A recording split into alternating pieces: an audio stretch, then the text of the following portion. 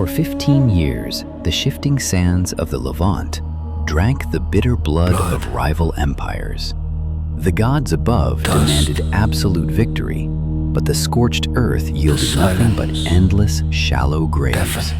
Now, the deafening roar of 1,000 charging chariots, the splintering of cedar wheels, and the terrifying screams of dying men are violently erased, replaced by a single, crushing resonance that reverberates through the heavy, stagnant air of the royal sanctum. Shadows, judge the hand. The stone waits. It is the agonizing sound of cold, alien metal invading the sacred, absolute geometry of the scriptorium, bringing the brutal, jagged reality of a foreign kingdom into the very center of the universe, forcing a living God to look upon an equal.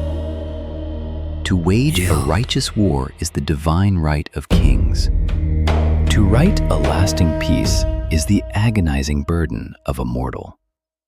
Ramesses, the living Horus, the bull of Mot, sits paralyzed within the flickering, suffocating shadows of the inner chamber, staring at the physical manifestation of his own halted ambition, breathing heavily as the incense smoke winds around his tired, aging shoulders. He was forged from birth to wield the curved khopesh, to sever the chaos of the world. But here, stripped of his golden armor and the intoxicating roar of his legions, his calloused hands tremble with an unfamiliar terror, hovering above a pristine, unmarked sheet of woven riverweed that demands a surrender he never learned to give.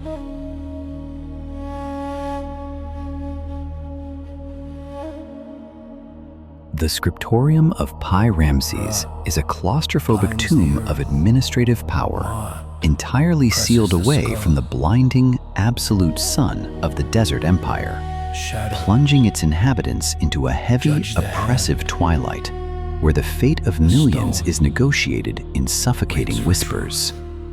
Outside these thick limestone walls, the world operates in brutal, unforgiving extremes of light and shadow. But within this microscopic universe of melting beeswax and stinging myrrh, the air is thick, stagnant, and vibrating with an unnatural tension, illuminated only by the violent, erratic sputtering of animal fat burning slowly in shallow, polished alabaster bowls. Every shadow cast upon the inscribed pillars feels like a silent, judging ancestor, watching as the undisputed master of the two lands lowers his divine gaze, confronting the impossible task of bending the infallible narrative of Egypt to accommodate a rival truth. The silence of this room is heavier than the screaming chaos of Kadesh. It presses against my skull, demanding a compromise. Blood. Dust. The royal scribe kneels in the periphery, his spine locked in the agonizing rigidity of holy duty. A tiny, invisible architect of history whose sweat mixes with the carbon dust, terrified of the unprecedented blasphemy he is about to meticulously record. He is a vessel of truth, tasked with diluting the glory of a god. To write of a brotherhood between the living Horus and the mortal Hittite king is to shatter the cosmic order, to drag the untouchable sky down into the filthy, blood-soaked mud of geopolitical pragmatism, locking it forever into undeniable, permanent ink.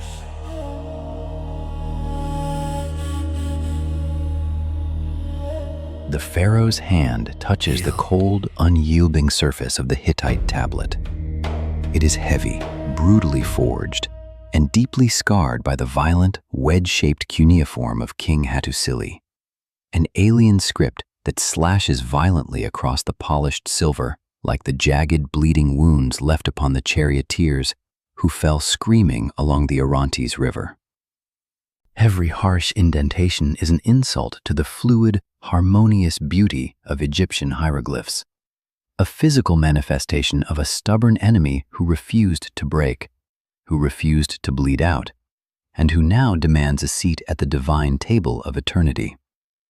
He calls me brother, a word that burns the tongue and poisons the pride. Yet it is the only word that spares the children. To accept this silver pact is to swallow a profound, humiliating defeat.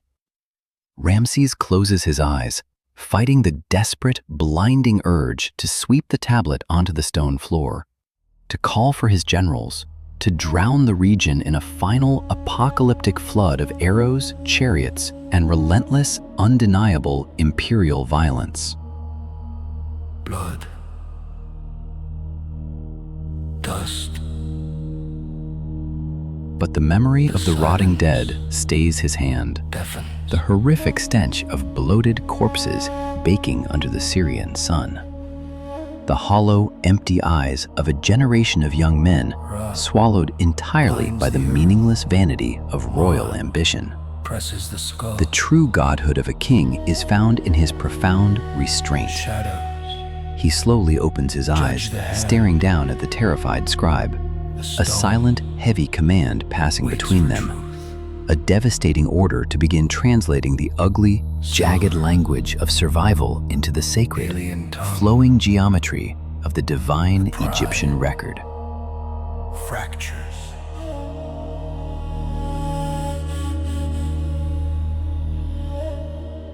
The reed pen strikes the warm, golden surface of the papyrus, biting deep into the microscopic fibers.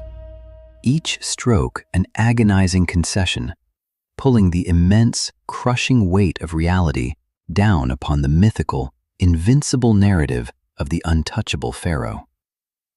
Write the lie of brotherhood, so that we may live the truth of peace. The scribe's hand shakes violently as he renders the Hittite titles, forcing his sacred ink to honor a foreign master. Feeling the very foundations of Maat shudder and crack beneath the immense, terrifying gravity of this unparalleled diplomatic heresy. The wax is struck. Go. Descends to the The translation is finalized, bound in the suffocating permanence of black soot. The agonizing labor is complete. The papyrus now heavy with the damp, glistening ink of compromise. A fragile, woven monument to exhaustion that holds far more raw, undeniable power than the tallest obelisk ever carved from the crimson quarries of Aswan. A copper crucible, glowing with intense, localized heat, is tilted slowly forward, allowing a thick, molten stream of dark crimson wax to plummet down onto the bottom edge of the document, pooling heavily against the raw, dry fibers of the river weed. This is the final boundary. Once struck, the borders of the mind are sealed forever. Ramesses raises the heavy golden signet ring, an instrument of absolute destiny. He pauses, the massive ring hovering just millimeters above the blistering surface of the liquid wax, feeling the combined, crushing weight of 1,000 ancient pharaohs pressing violently against his spine, screaming silently from the afterlife against this unprecedented desecration of their legacy. The air in the scriptorium seems to violently compress, the flickering shadows freezing entirely as the living God makes his ultimate choice, acknowledging that the highest peak of human power is not the ability to conquer, but the terrifying courage to yield.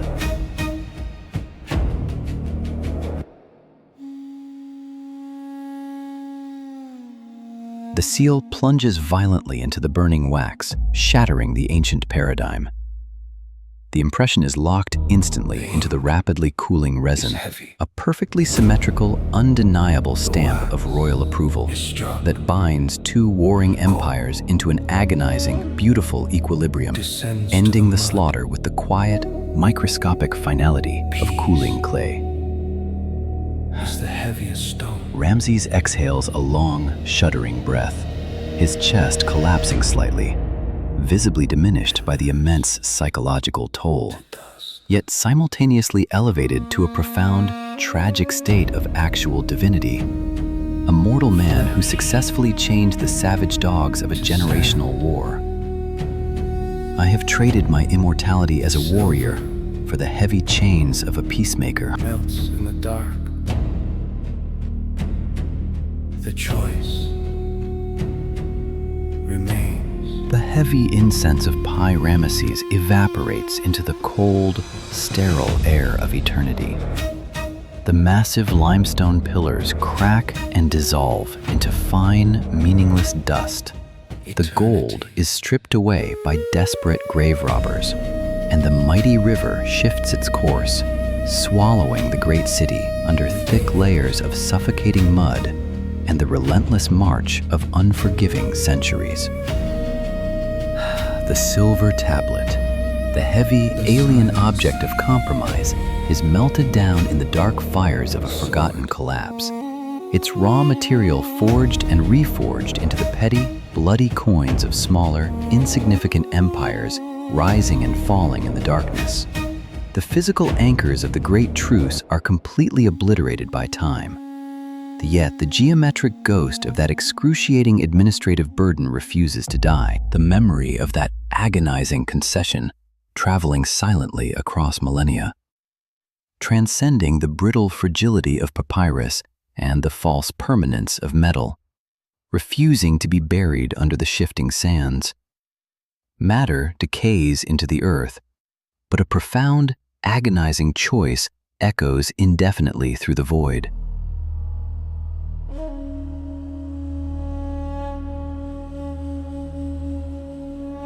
The harsh, flickering torchlight of the ancient scriptorium is violently replaced by the clinical, artificial illumination of modern glass and steel as a perfect, exact replica of the original silver pact materializes upon the towering walls of the United Nations headquarters in New York.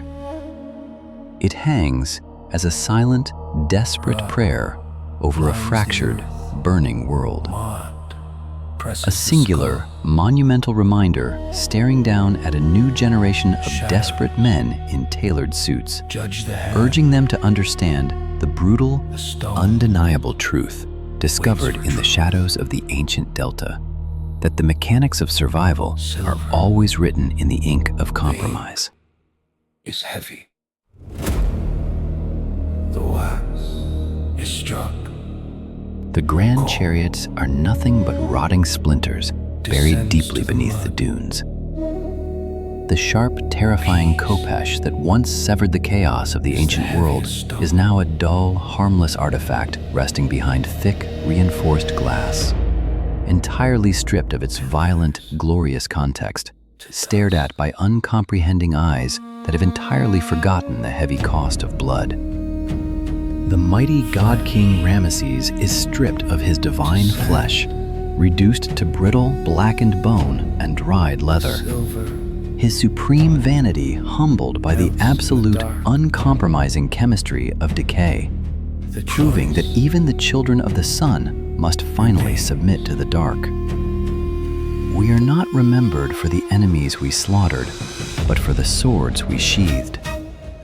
Victory is a fleeting illusion, easily washed away by the next rising tide. But the Silver Pact remains, a profound psychological monument to the precise moment a living deity looked upon the abyss of total annihilation and chose the agonizing, humiliating, and beautifully human path of restraint, forever etching his heaviest burden onto the absolute silence of history.